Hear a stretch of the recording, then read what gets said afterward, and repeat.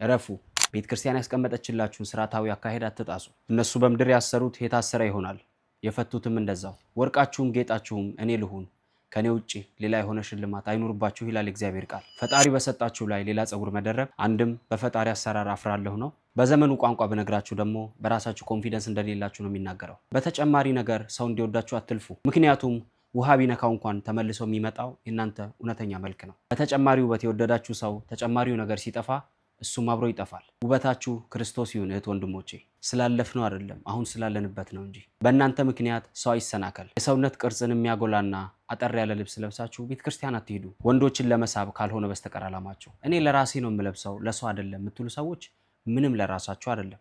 እቤታችሁ መልበስ ትችላላችሁ። ለራሳችሁ ብቻ ከሆነ እንደዚህ አይነት ልብስ ለብሳችሁ ቤተክርስቲያን ሜዳ አይጠበቅባችሁ። እንደዚህ አይነቱ ነገር ወግ አጥባቂ ካስባለኝ ይሁን ወግ አጥባቂ በሉ። ነገር ግን እግዚአብሔርን አታስቆጡ በዚህ ድርጊታችሁ። ቆሞ ቀር ቢያደርጋችሁ ፈጣሪ ሊወቀስ ነው በዚህ ተግባሩ።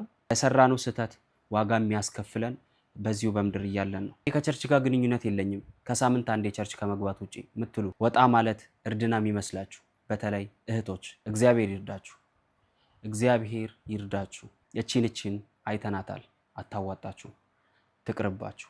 እንደዚህ አይነት ኮንቴንቶችን ስሰራ ከኔ ጋር ኮላብ በማድረግ የምትሰራ በንጹህ ቤተ ክርስቲያን ኮንቴንት የምታቋት እህት ጽዮን ፎሎ ያላደረጋችኋት ከስር ሜንሽን ያደረኩትን የሷን አካውንት ገብታችሁ ፎሎ አድርጉ። የእግዚአብሔርን መንገድ ጠብቀን እንድንኖር እግዚአብሔር ይርዳን።